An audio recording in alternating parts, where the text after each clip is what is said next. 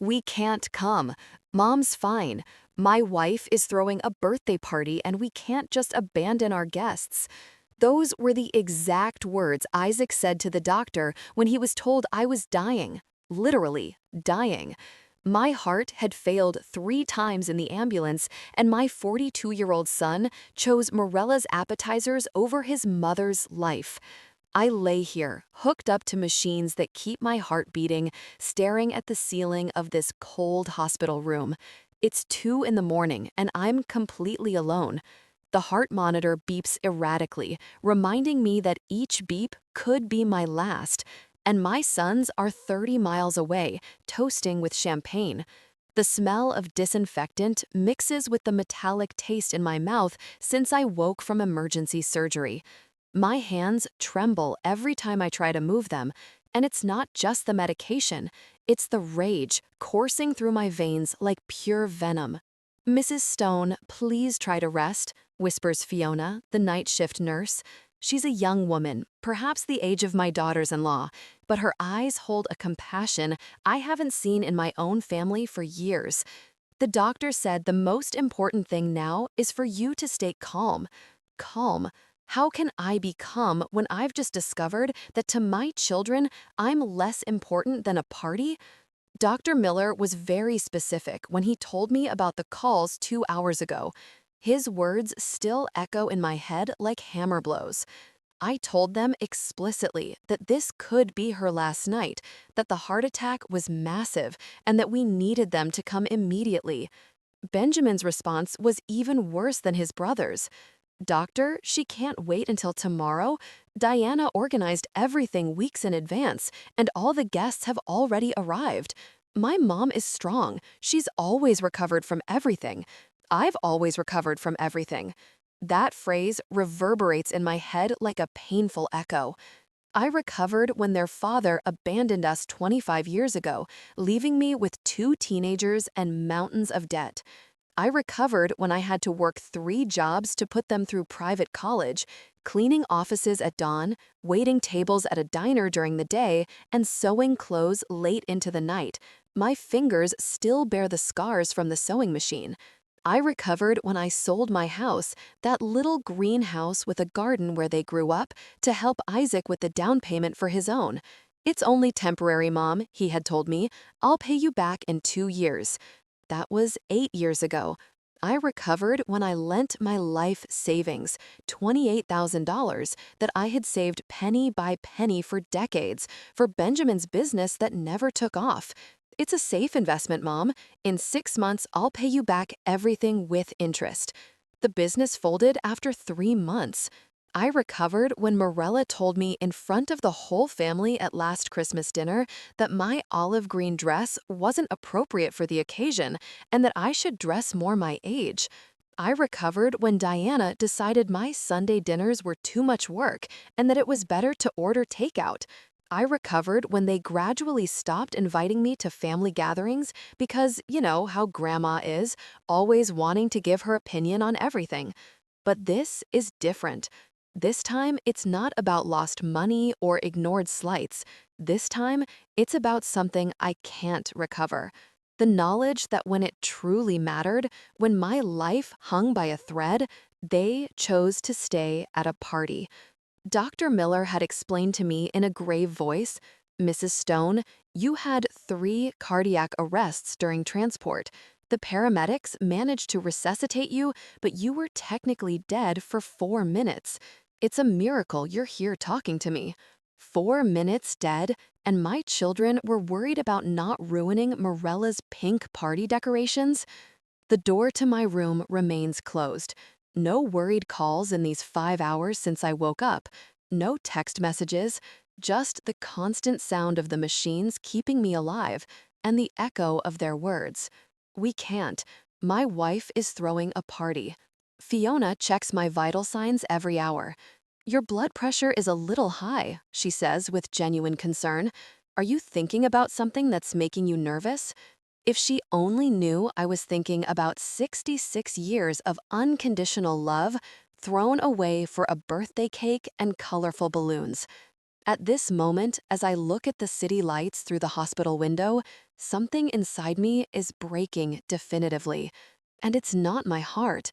It's something much deeper. It's the last drop of hope I had that maybe, just maybe, I still mattered to someone in this world. Tomorrow they'll call, I'm sure. They'll show up with cheap supermarket flowers and well-rehearsed excuses. They'll say they didn't understand the gravity, that they thought it was another one of my exaggerations, like when I fell and fractured my wrist last year and it took them 3 days to come see me. But it's too late. Tonight, they've shown me exactly where I stand on their priority list, and that place is very, very low. I close my eyes and transport myself back 40 years. Isaac was 2 years old, and Benjamin had just been born. We lived in that small, two-bedroom house in the lakeside neighborhood, with walls so thin I could hear the neighbors breathe. Robert, my husband then, worked at the textile factory, and I stayed home taking care of the children. I remember perfectly the smell of baby powder and the sound of their giggles when I bathed them in that second-hand plastic tub we bought. Isaac was always the clingiest with me. "Mommy, Mommy," he would repeat all day, following me around the house on his chubby little legs. Benjamin was more independent, but when he got sick, he became my shadow, asking me to sing that lullaby I had learned from my mother. Everything for my children, I told myself, as I sewed clothes until 3 in the morning to sell at the market on weekends. Every extra dollar went directly to their needs. New shoes when they grew, school supplies, Isaac's soccer classes, Benjamin's guitar lessons. I wore the same gray dress for 2 years straight, but they were always impeccable. The first sign that something was changing came when Isaac turned 25. He had met Morella at his job, a calculating woman with a perfect smile and always immaculate nails. The first time he brought her to dinner, she examined my house as if she were evaluating a dilapidated property.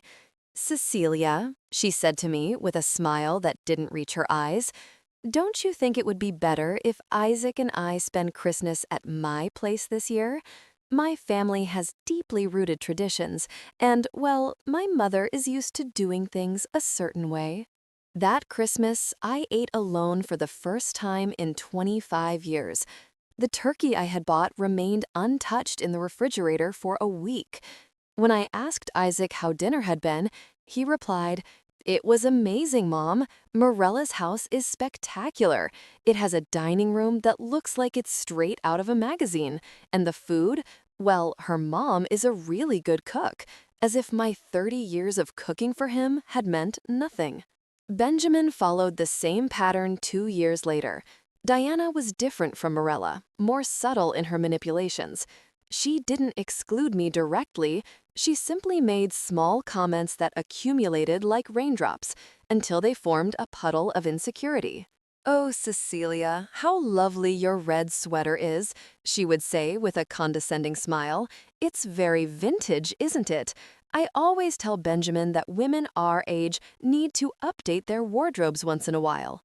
Or when I prepared my famous lasagna, that recipe I had perfected for decades, "It's good, mother-in-law, although it's a little heavy for my digestion.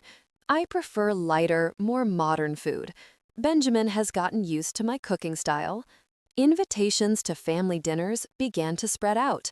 First it was, "Diana isn't feeling well and prefers something intimate." Then, "The kids have a lot of homework and need peace and quiet."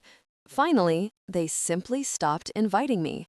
Linda, my lifelong neighbor, told me bluntly one afternoon while we were having coffee, "Cecilia, dear, your daughters-in-law are pushing you away from your sons.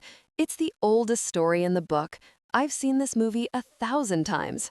But I refuse to believe it. They're good girls, Linda. They just need time to adapt to the family. Adapt? They've been married for 5 years, Cecilia. They've already adapted. They've adapted you to be the grandma who shows up for emergencies and leaves quietly. She was right, but it hurt to admit it. I had started to feel like a stranger in my own children's lives. Phone conversations became mechanical. Hi, Mom. How are you? Good. Us too. Well, we'll call you later. We're busy. The hardest blow came 2 years ago when I sold my house to help Isaac. Morella had found her dream house in an exclusive neighborhood, but they needed $100,000 for the down payment. Mom, Isaac said to me with that voice he used when he was a child and wanted something, I know it's a lot to ask, but it's our opportunity. It's an incredible investment. In 5 years, this house will be worth double. I sold my little green house, the one where I had raised my children, where their heights were marked on the doorframe, where they had taken their first steps. I moved to a small apartment in a building without an elevator, but they had their dream house. The first time I went to visit them in their new house, Morella greeted me at the door with a tense smile.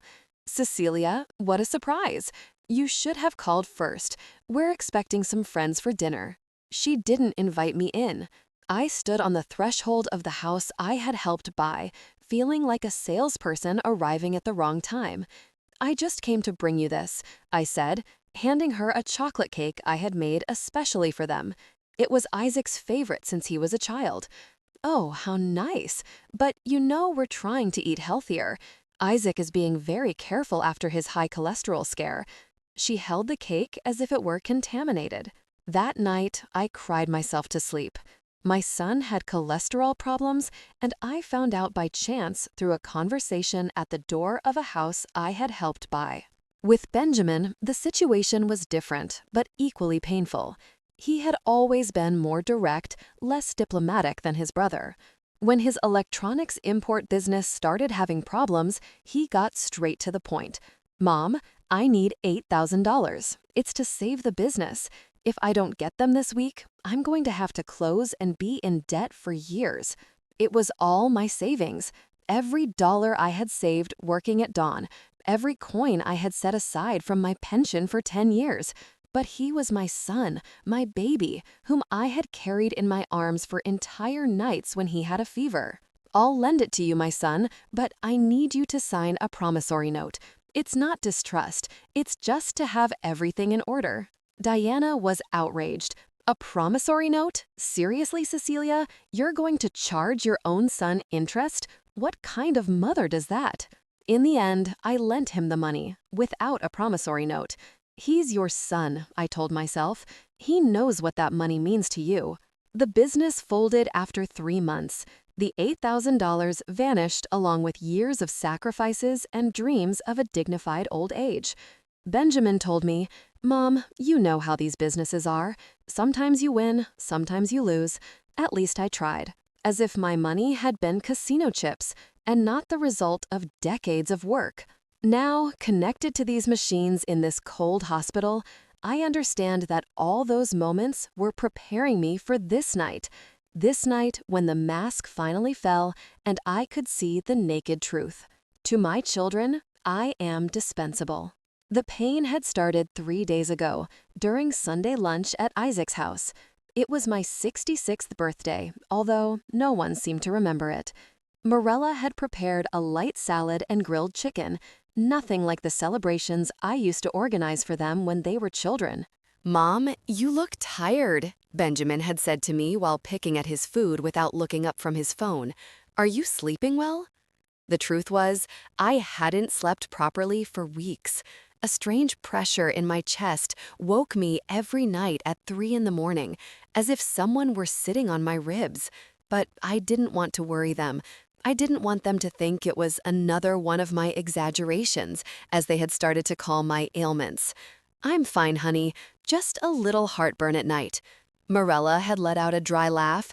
It's just that at our age, the body doesn't process food the same way, Cecilia.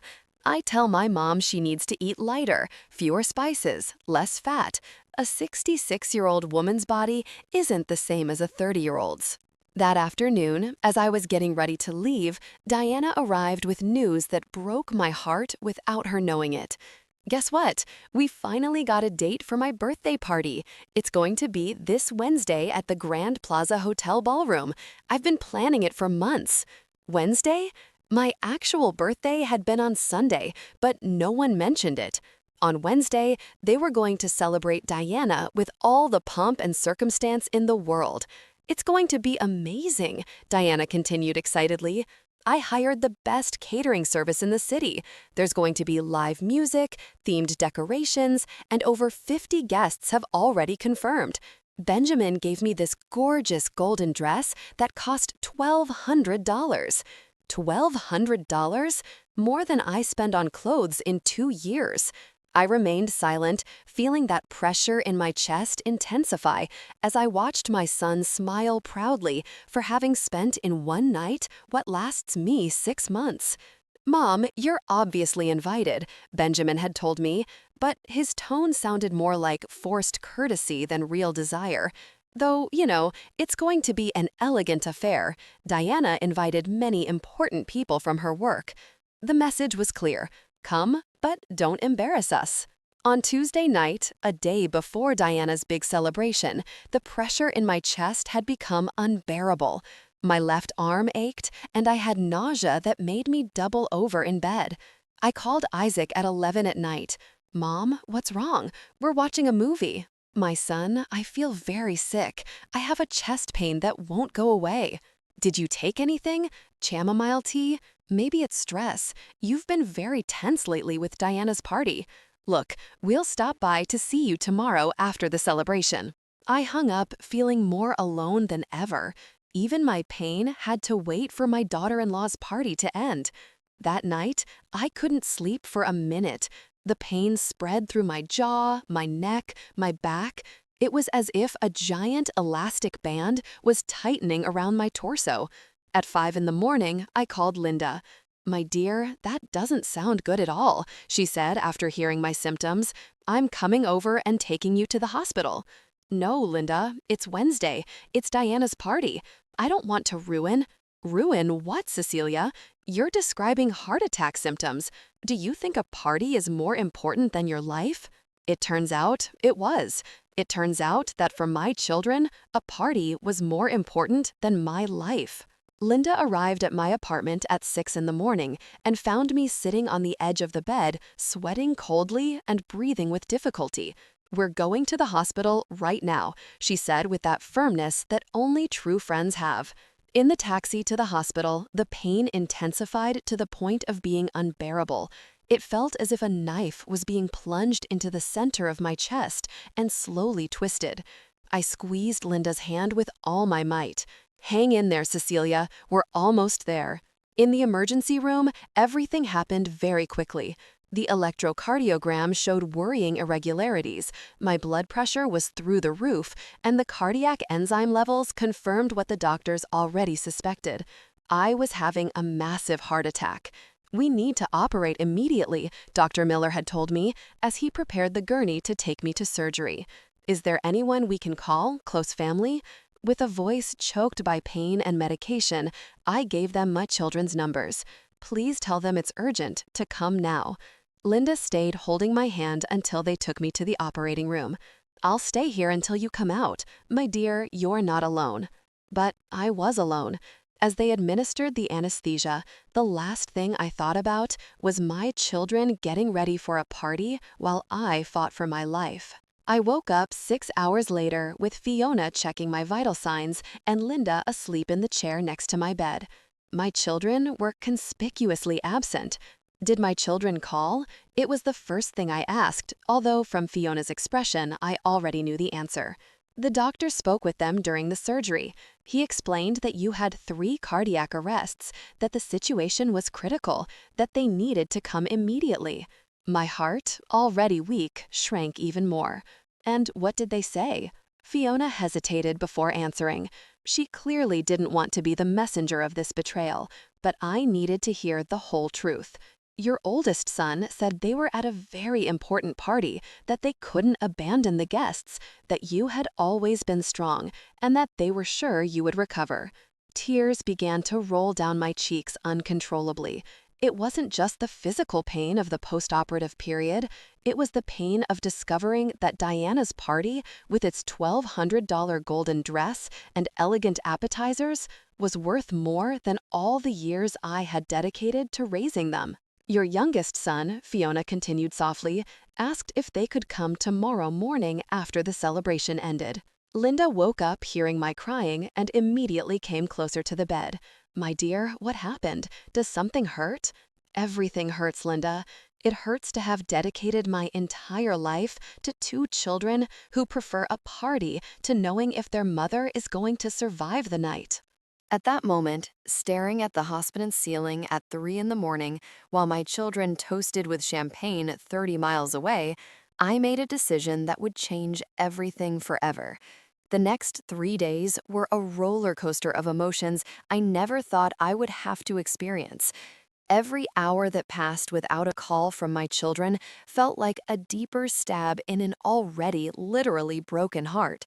Fiona had started to avoid my gaze when I asked her if anyone had called asking about me. On Thursday morning, 24 hours after Diana's party, the room phone finally rang. My heart raced so much that the machine started beeping alarmingly. It was Isaac. "Mom, how are you? We just found out you were in the hospital. Why didn't you tell us anything?" Blood rushed to my head. After everything that had happened, after the doctors had called them multiple times, he had the audacity to ask me why I hadn't told them anything.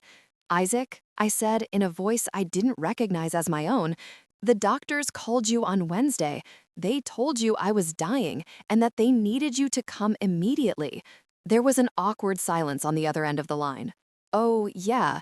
Well, Diana's party was very important. People had come from very far away. We couldn't just cancel everything. Besides, you've always been very strong, Mom. We thought it could wait a few hours." A few hours? My life could wait a few hours? "Mom, don't be dramatic. You're fine now, right? The doctor said the operation was successful. Look, we'll stop by to see you Sunday after lunch. Does that work?" Sunday? 3 days away? My first heart attack could wait until after Sunday lunch? I hung up without saying goodbye. Fiona, who had been pretending to organize medications to give me privacy, approached with a worried expression. "Mrs. Stone, your blood pressure just skyrocketed. Are you okay?" "No, Fiona, I'm not okay, and I don't think I'll ever be okay again." That afternoon, Benjamin arrived, but not alone. He was accompanied by Diana, who looked radiant after her successful celebration. She was wearing golden earrings that matched the dress she had worn to the party, and her makeup was perfectly applied. I, meanwhile, had greasy hair, a stained hospital gown, and tubes coming out of my arms. "Mother-in-law, how are you? You gave us quite a scare," Diana said, with a smile that didn't reach her eyes. Benjamin told me what happened. What bad luck that it happened just on the day of my party, right? Bad luck? As if my heart attack had been a planned inconvenience specifically to ruin her celebration? "The party was incredible, Mom," Benjamin told me as he sat in the chair furthest from my bed. "You should have seen the decorations. Diana really outdid herself. Over 60 people came, including Diana's boss and several important clients from my work." He was talking about the party while I had been fighting for my life. He was talking about the decorations and the important contacts they had made. "How are you feeling?" Diana asked me, but her tone suggested a short, positive answer. "You look much better than we expected. Doctors nowadays work miracles, right?" "The doctor said I had 3 cardiac arrests," I told them, observing their reactions. "I was clinically dead for 4 minutes. Benjamin shifted uncomfortably in his chair. "Well, but it's over now, Mom. The important thing is that you're alive and recovering." "The important thing," I repeated, feeling something inside me harden like cement, "is that while I was dying, you were eating appetizers and laughing with guests." Diana frowned. "Cecilia, it's not fair that you're making us feel guilty. We didn't know it was that serious. Besides, what were we going to do at the hospital? We're not doctors. It was better for us to be where we could be useful, organizing the party that had cost so much money and effort." Useful? Organizing a party was more useful than accompanying their dying mother-in-law? "Look, Mom," Benjamin interrupted, Diana and I talked, and we decided we're going to help you more. We can stop by to see you once a week, maybe on Sundays after lunch. And if you need something urgent, you can always call us, as long as it's not during work hours or when we have important commitments. Once a week after lunch? If they didn't have important commitments? It was at that moment, looking at my youngest son talk to me as if I were a burden to be redistributed on his agenda, that something definitively broke inside me. It wasn't my heart. This time, it was something much deeper. It was the last shred of hope I had that maybe somewhere, very hidden, there was still something of the love I had planted in them all these years. You know what? I said to them in a strangely calm voice. You're right. You shouldn't feel guilty. Both visibly relaxed, thinking I had understood their point of view. You shouldn't feel guilty, I continued, because to feel guilty, you need to have a conscience, and you clearly lost yours a long time ago. Diana's expression changed immediately. Cecilia, there's no need to be rude. We came here to support you, even though we have 1,000 things to do. To support me? I laughed, but there was no humor in my laughter. You came to fulfill the minimum social effort required to be able to say you visited your sick mother. You came so you could sleep peacefully, knowing you did your good deed for the day. Benjamin stood up, clearly annoyed. Mom, you're being unfair. We just explained why we couldn't come earlier. Diana's party was important to us for our future. We can't cancel our lives every time you have a health problem. Every time I have a health problem? As if heart attacks were colds I caught regularly to get attention. You're right, my son, I told him, feeling a strange calm take over me. You can't cancel your life, and I won't ask you to ever again. Diana smiled, thinking she had won. I'm glad you understand, mother-in-law. It's important that we all have healthy boundaries in family relationships. Healthy boundaries. That was an interesting way to describe emotional abandonment. They stayed another 10 minutes, talking mainly among themselves about their weekend plans, about a trip they were planning for next month, about a new rug Diana wanted to buy for the living room. I was just a silent spectator of their prosperous and busy lives. When they finally left, vaguely promising to return soon, I was left alone with Fiona and the weight of a revelation that was changing me completely. Mrs. Stone, Fiona said to me as she checked my IV, I don't like how you look. Do you want me to call someone else? Do you have other family members, close friends? I have Linda, I said, and apparently that's more than I had with my own children. That night, as I listened to the sounds of the hospital and felt the throbbing pain in my scarred chest, I began to plan something I never thought I would have to do. Something definitive, something that would show them the true cost of their decisions. That night, I couldn't sleep. It wasn't just the physical pain that still pierced my chest like daggers, but a mental clarity I hadn't had in years. For the first time in decades, I was seeing my life without the filter of unconditional motherly love. I was seeing reality as it was, not as I had wanted it to be. I sat up in the hospital bed and asked Fiona for paper and a pen. Are you going to write letters, Mrs. Stone? She asked me, with that sweetness I had come to appreciate more than the visits of my own children. Something like that, I replied. I need to put my thoughts in order. I began to write, and the words flowed as if they had been waiting for years to come out. It wasn't just a letter, it was a complete inventory of my life, an emotional accounting I had never had the courage to do. Dear Isaac and Benjamin, I wrote with a trembling hand, for 66 years, I have lived for you. Every decision I made, every sacrifice I made, every dream I abandoned was with your well-being and happiness in mind. Today, lying in this hospital bed after having been clinically dead for 4 minutes, I finally understand that you have not lived a single day thinking about mine. Tears began to fall onto the paper, smudging some words, but I continued writing. I had 66 years of things to say. When your father abandoned us, I was 35 years old, and you were 18 and 10 respectively.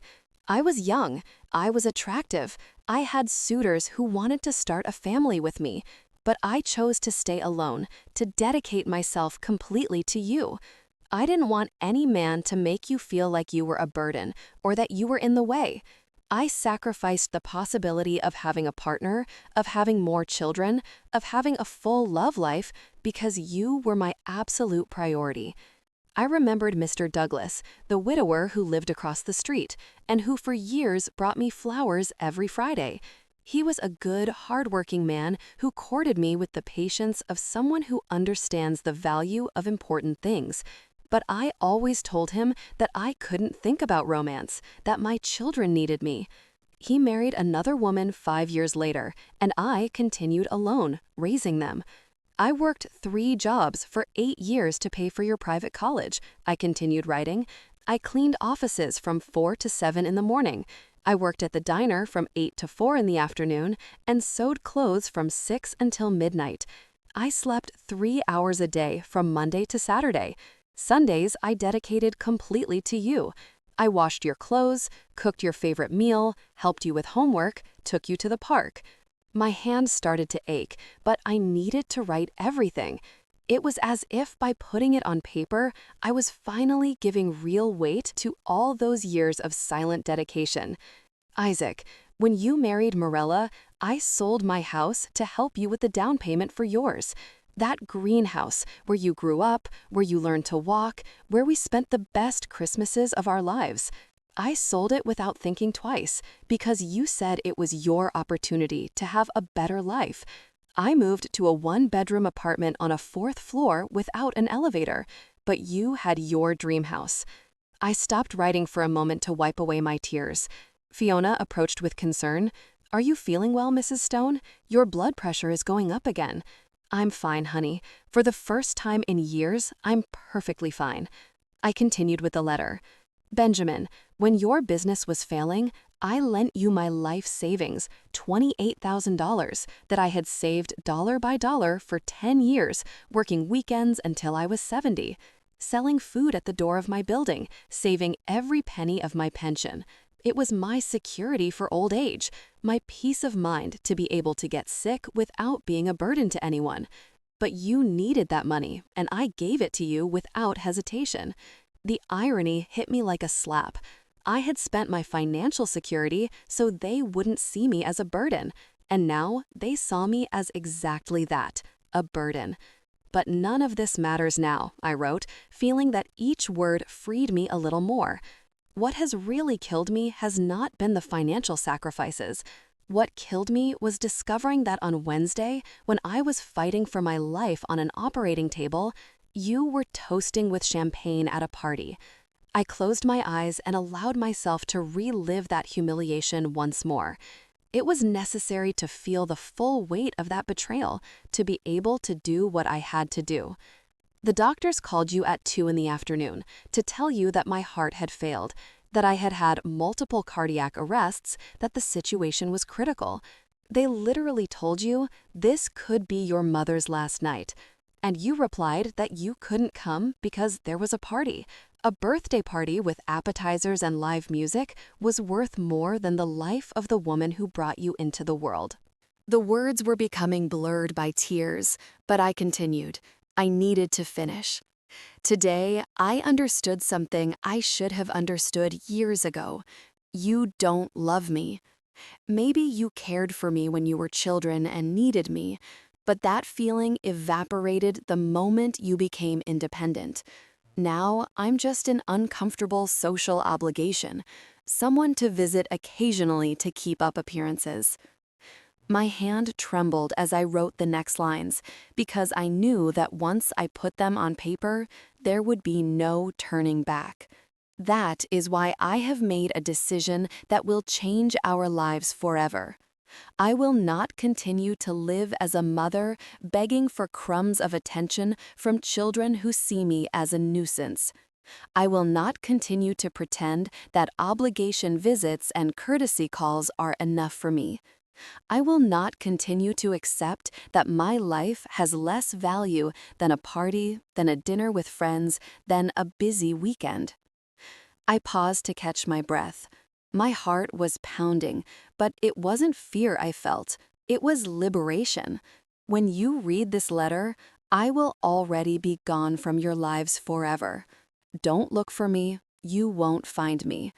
I have decided to start over, in a place where no one knows my story, where I can simply be Cecilia, not the abandoned mother who sacrificed herself for ungrateful children.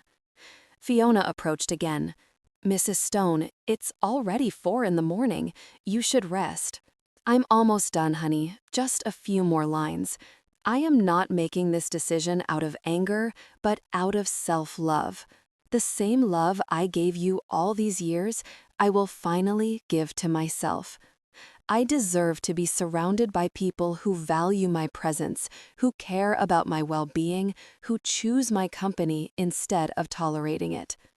I was reaching the end, and each word brought me closer to the freedom I had been unknowingly seeking. Don't expect me to come back. Don't expect a reconciliation. This is my definitive goodbye.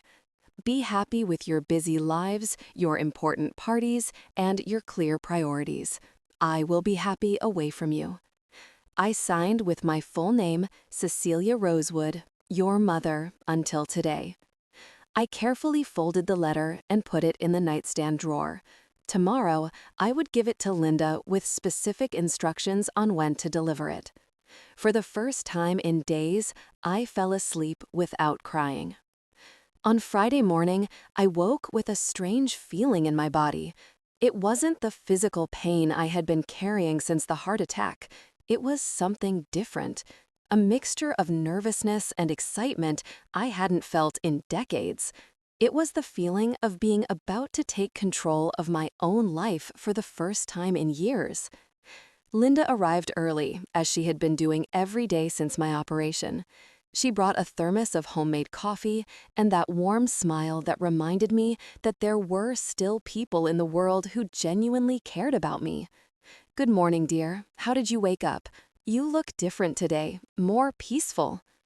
"Linda, I need you to do me a very important favor, perhaps the most important I've asked you in all these years of friendship." She sat in the chair next to my bed with a serious expression. "Tell me what you need, Cecilia. You know you can count on me for anything." I handed her the letter I had written during the early morning hours. "I need you to give this to my sons, but not now. Wait until Sunday afternoon, after they come to visit me." Linda took the envelope carefully, as if she knew it contained something that would change everything. "What is this, my dear?" "It's my freedom," I said with a smile that even surprised myself. "And I need you to help me with something else. I need you to help me disappear." Linda's eyes immediately filled with concern. "Cecilia, what are you talking about? Are you thinking of harming yourself? Because if so—" "No, no," I interrupted her, taking her hand in mine. "I'm not talking about suicide, Linda. I'm talking about rebirth. I'm talking about starting a new life far from here, far from children who don't value me, far from this city where every corner reminds me how much I've given and how little I've received in return." I explained my complete plan. For the past few hours, I had been thinking about every detail, as if my mind had been waiting for years to plan my own liberation. "I have money saved in an account my children don't know about," I told her. "It's not much, but enough to start. It's $8,000 I've been saving from my pension for the last 3 years, after Benjamin lost my savings in his failed business. I have it at the National Bank in an account solely in my name." Linda listened to me with a mixture of admiration and concern. "But, Cecilia, where are you going to go? Do you have family in another city?" "I have a cousin in Dallas, Hope.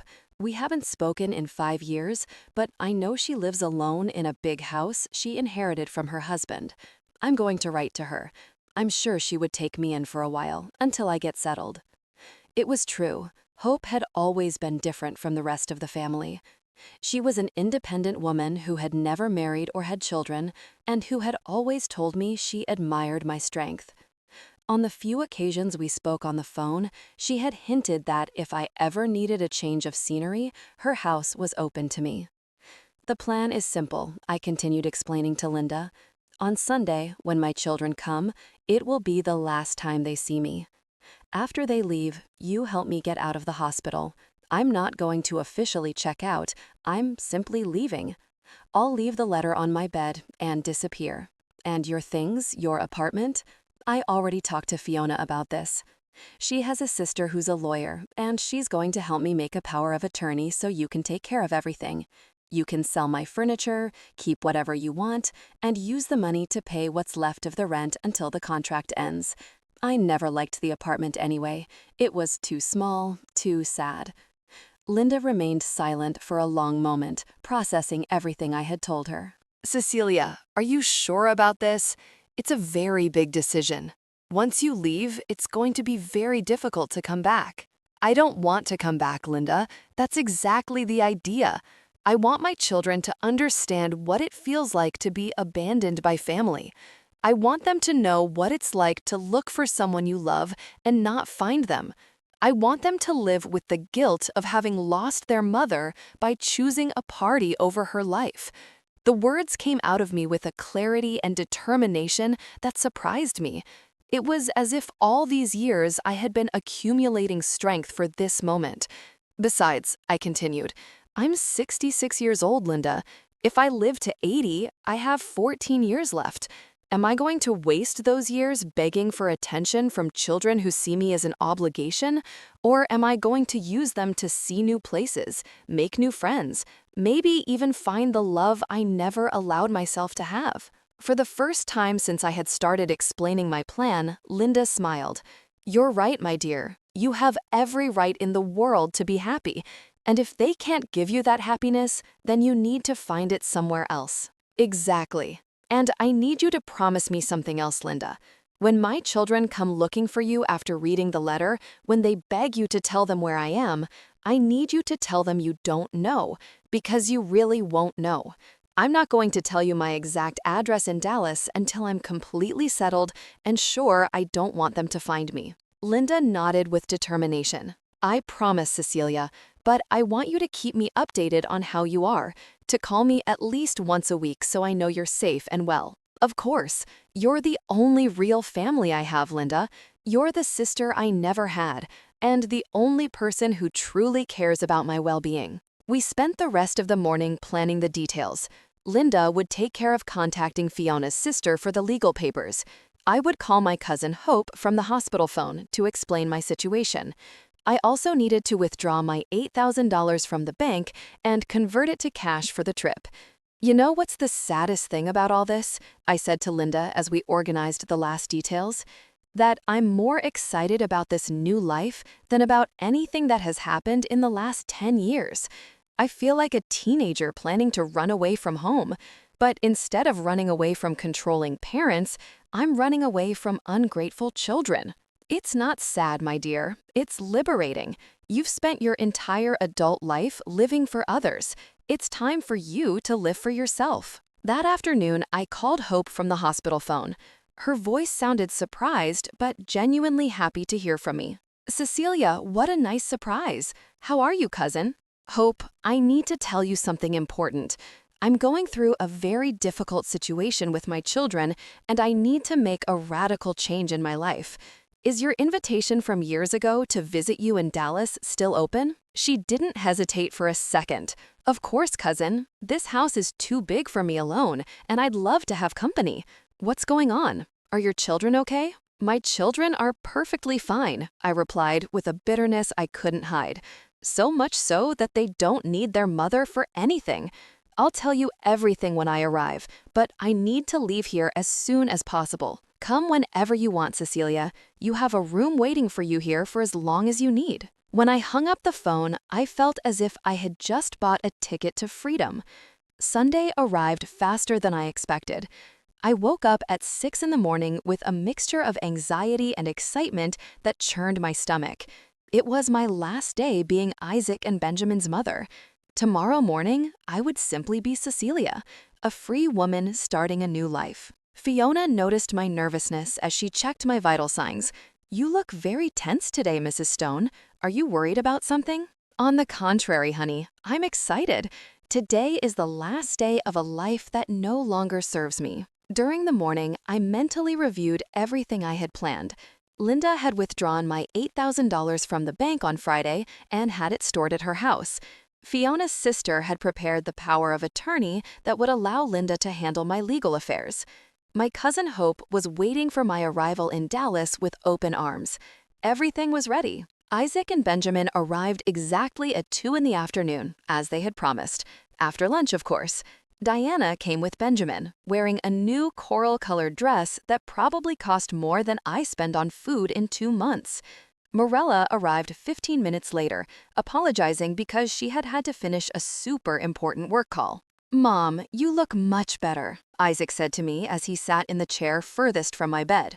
"The doctor told us you'll probably be discharged this week." "Yes," Morella intervened. "We said it was impossible for it to be as serious as the doctors had said. You've always been very strong, very strong." As if my strength were an excuse for their abandonment.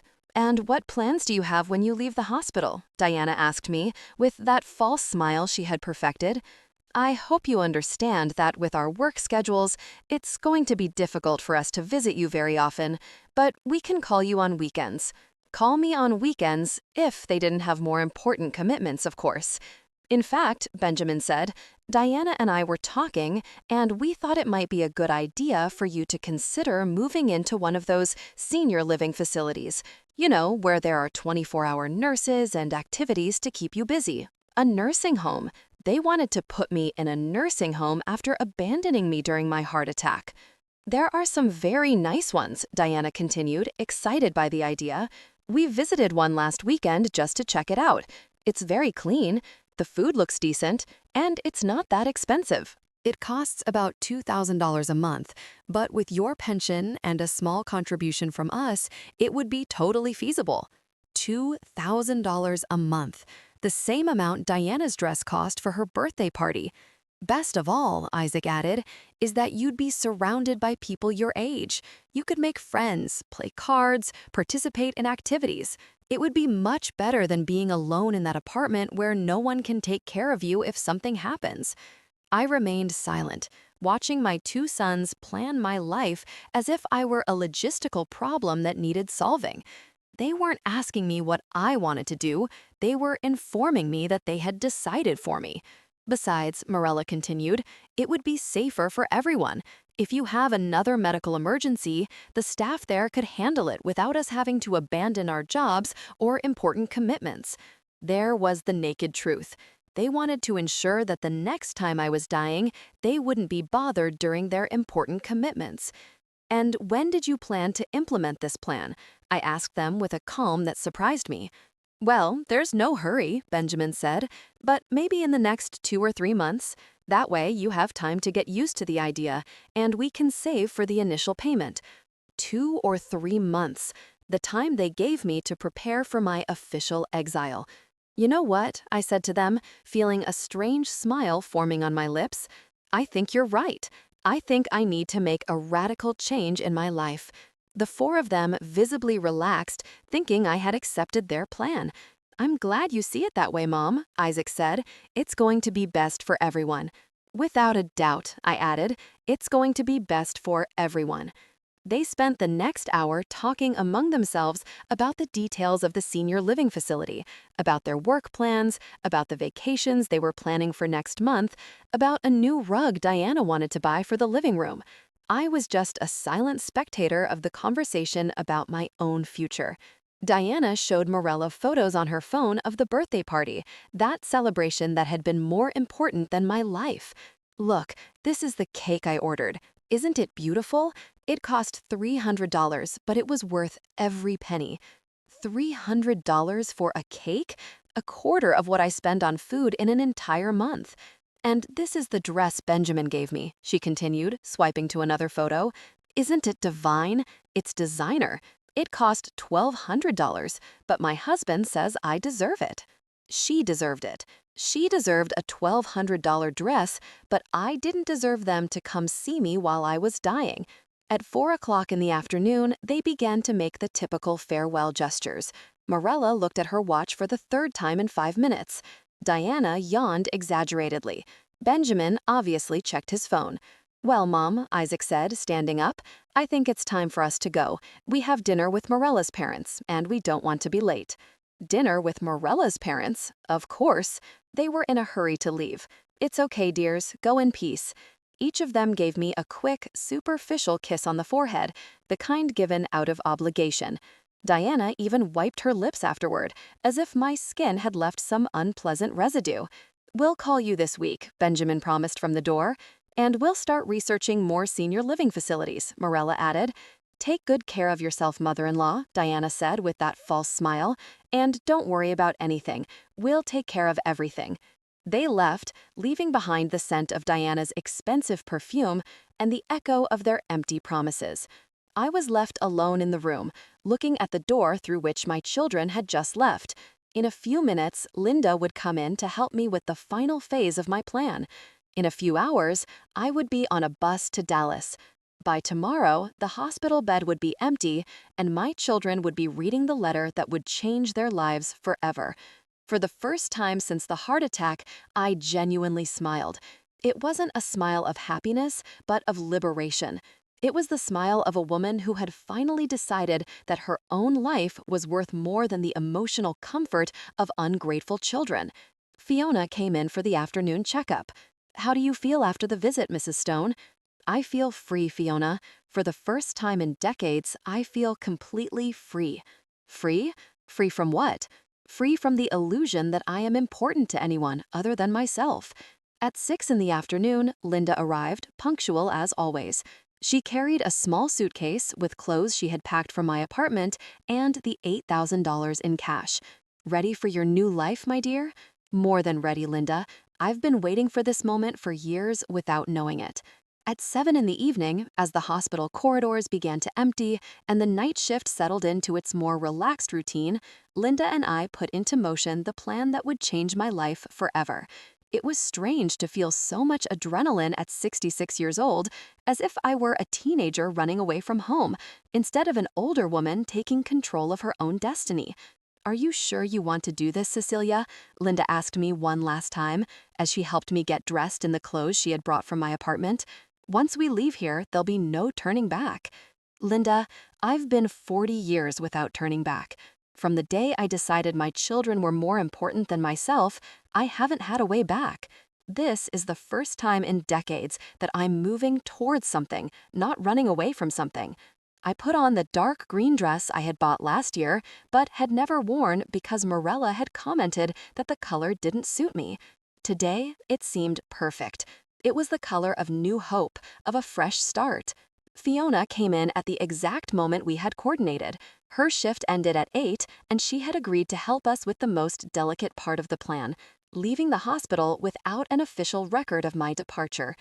Mrs. Stone, are you ready for this? My sister is waiting for you in the parking lot with all the legal papers you need to sign. Ready as I've ever been for anything in my life. I took the letter from the nightstand drawer and placed it on the pillow, clearly visible. It was a white envelope with my children's names written in my neatest handwriting. It looked so innocent, so simple, but I knew those 4 pages would destroy the comfortable world they had built by ignoring my existence. Linda, remember, wait until tomorrow afternoon to give them this. That way I have time to get to Dallas and settle in a bit before chaos breaks out. I remember perfectly, my dear. Tomorrow at 5 in the afternoon, I'm going to Isaac's house and I'm going to give them the letter. And when they ask me where you are, I'm going to tell them exactly what you told me, that I don't know. We walked through the hospital corridor as if we were normal visitors, leaving after visiting hours. Fiona had been very smart to choose this time. There was enough movement of people so we wouldn't be conspicuous, but not so much that anyone would pay specific attention to an older woman with a small suitcase. In the parking lot, we were met by Sarah, Fiona's sister. She was a woman in her 40s with a serious but kind expression who extended her hand professionally. Mrs. Stone, I'm Sarah Miller, attorney at law.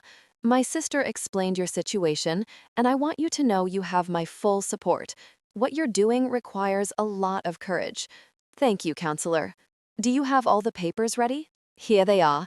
This power of attorney gives Mrs. Johnson complete authority over your financial and legal affairs in this city. She can sell your belongings, cancel contracts, handle any issues that arise. I also prepared this document certifying that you are mentally competent and that you are making this decision with full awareness of the consequences. I signed all the papers under the yellowish light of the parking lot, feeling that with each signature, I moved further away from my previous life and closer to my freedom. And if my children try to use these documents to declare me mentally incapacitated, I asked. Impossible, Sarah replied confidently. I have witnesses. I have medical documentation that proves you are in full possession of your faculties. And I have evidence that this is a well thought out decision, not an impulsive one. Besides, you are an elderly adult with an absolute right to decide where and how to live. Linda accompanied me to the bus terminal. The taxi ride was silent, each of us lost in our own thoughts. When we arrived, I bought a ticket on the night bus departing for Dallas at 10 at night. It's a 12-hour trip, the terminal employee explained. It arrives tomorrow at 10 in the morning. Perfect. By the time my children received the letter, I would already be 400 miles away, starting my new life. Cecilia, Linda said to me, as we waited in the waiting room, I want you to know that I'm very proud of you. I don't know many women your age who have the courage to start from scratch. I'm not starting from scratch, Linda. I'm starting with 66 years of experience, with $8,000 in my pocket, and with the certainty that I deserve something better than crumbs of attention. When my bus was announced, we hugged like the sisters we had become during all these years of friendship. Take good care of yourself, my dear, and call me as soon as you arrive so I know you're safe and well. I'll call you every week, Linda. You're the only real family I have left, the only person who has truly shown me that my well-being matters. I got on the bus with my small suitcase and my heart full of an emotion I hadn't felt in years. It wasn't exactly happiness, but something deeper. It was recovered dignity. I found my seat by the window, and as the bus pulled away from the city where I had lived all my life, I took out my phone to send one last text message to my children. I had decided during the trip to the terminal that I needed to send them something, not to explain my reasons, that was already in the letter, but so they would know that this goodbye was final. Isaac and Benjamin, by the time you read this, I will be far away. In my hospital bed, you will find a letter that explains everything. Don't look for me. This is my final decision. Be happy with your busy lives and your clear priorities. I will be happy without you. Cecilia. I sent the message and immediately turned off my phone. I didn't want to read their desperate replies, their attempts at emotional manipulation, their last-minute pleas. They had had a lifetime to show me they loved me, and they had chosen to show me the opposite. The bus continued along the night road, taking me mile by mile away from a life of unrecognized sacrifices and closer to a life of new possibilities. Through the window, I saw the lights of small towns passing by, houses where other mothers were probably having dinner with children who valued them, where other families said goodbye with genuine kisses and fulfilled promises. At 2 in the morning, when most passengers were sleeping, I remained awake, thinking about everything I had left behind and everything that awaited me. I felt no sadness, no guilt. I felt something I hadn't experienced in decades: hope. My cousin Hope had told me on the phone that Dallas was a beautiful city, full of parks and markets, with perfect weather and warm people. Here, you can start over, Cecilia. Here, no one will know your story, and you can write a new one. Writing a new story. I liked that idea. For the first time in my adult life, I was going to be the protagonist of my own story, not a secondary character in my children's lives. The bus continued on its way, taking me toward my freedom. I arrived in Dallas at 10 in the morning on Monday, exactly as I had calculated.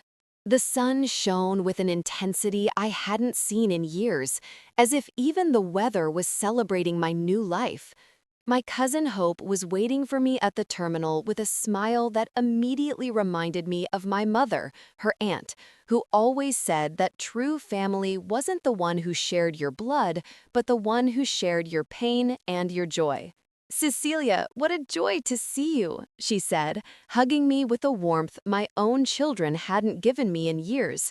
"You look tired from the trip, but there's something different in your eyes, as if you left a very heavy burden somewhere along the way." That's right, cousin. I left 40 years of burden in a hospital 400 miles from here.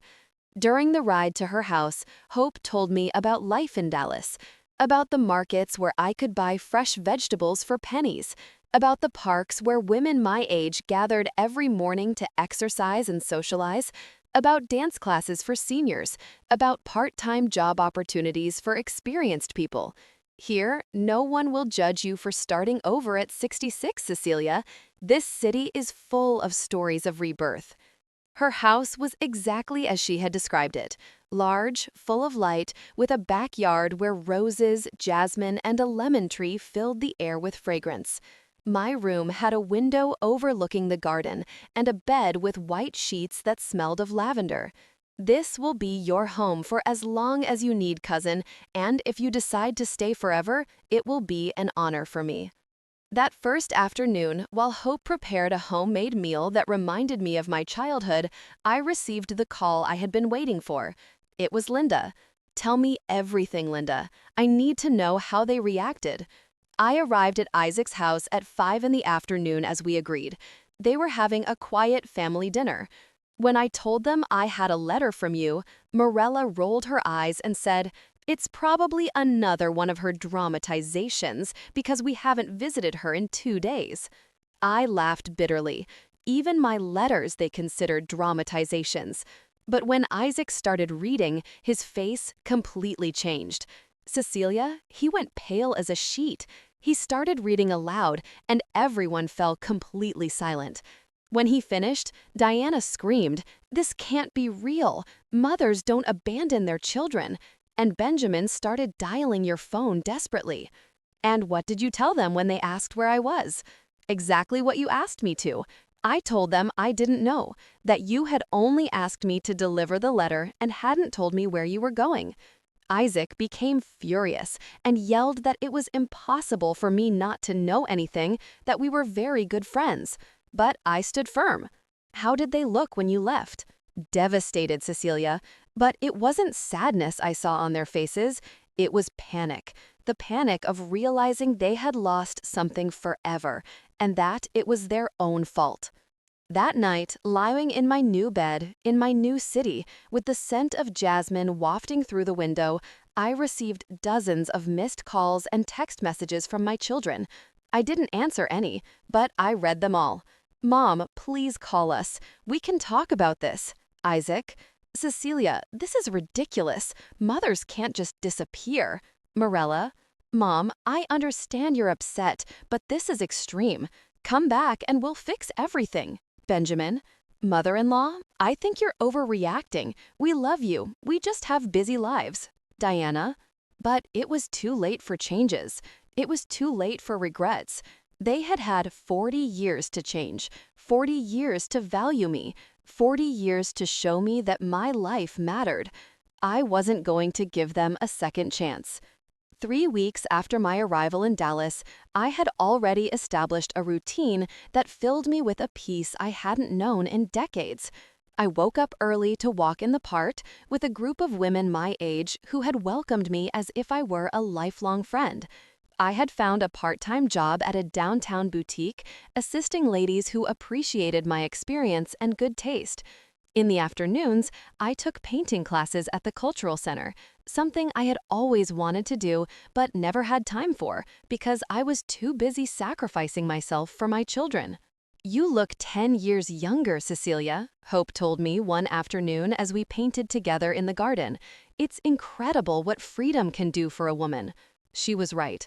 I felt reborn, as if the 66 years of sacrifice had been just a preparation for this new life where I could finally be myself. A month later, I met Mr. Harrison in dance class. He was a 70-year-old widower, retired, with kind eyes and an easy laugh. There was nothing romantic between us, but it was nice to have the company of a man who treated me with respect and admiration, who valued my conversation and my presence. Cecilia, he told me one afternoon after dancing, I don't know what brought you to Dallas, but I hope it was something good, because your arrival has definitely been something good for all of us. My children's messages had gradually decreased, from desperate to pleading, from pleading to angry, from angry to resigned. The last message I had received a week ago. Mom, if this is what you really want, we respect it. We just want to know you're okay and happy. We've realized many things since you left, and you're right about everything you said. We hope someday you can forgive us. Isaac. Forgive them? Maybe someday I could forgive them, but I could never forget. And I would definitely never go back to being the mother who begged for crumbs of attention. 6 months after my arrival in Dallas, as I had coffee in the garden on a sunny morning, I reflected on everything I had gained by losing my children. I had gained dignity, self-respect, genuine friendships, new experiences, and the possibility of living my last years as I wanted to live them, not as others expected me to live them. My phone rang. It was Linda with her weekly call. How are you, dear? You sound happier and happier. I'm better than ever, Linda. Yesterday, I enrolled in a literature course at the university. Imagine, at 66 years old, I'm going to study something I always loved but could never do because I was too busy raising children who didn't value me. It makes me so happy to hear you like that, Cecilia. And them? Have you heard anything?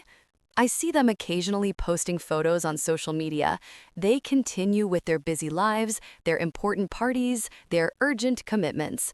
The difference is that now I don't have to pretend I care. That night, as I wrote in the diary I had started keeping, I reflected on the bravest decision of my life. It hadn't been easy. There had been moments of loneliness, moments where I missed the illusion of having a family that loved me. But those moments were becoming less frequent, replaced by the deep satisfaction of finally living for myself. Dear Diary, I wrote, today I turned 67. It's the first birthday I celebrate without expecting my children to call, without feeling disappointed by their indifference. Hope organized a small party for me with our friends from the park, and for the first time in decades, I felt genuinely loved and valued. This is the life I deserve. This is the life I should have always had. I closed the diary and looked out the window at the moonlit garden. Tomorrow would be another day of my new life, another day of freedom, another day of simply being Cecilia, not the abandoned mother, not the sacrificed woman, but a complete woman living on her own terms. And for the first time in 40 years, that was more than enough. If you enjoyed my story, you can support me by sending a super thanks so I can write more stories like this. Thanks a lot in advance. What about you? What would you do in this person's shoes? I'd really love to hear your thoughts, so drop them in the comments. I'm always curious to know what you think. Oh, and let me know where you've heard this story. If you want to hear more life stories like this, like the video and subscribe to my channel. There are many more waiting for you. Big hugs and see you next time.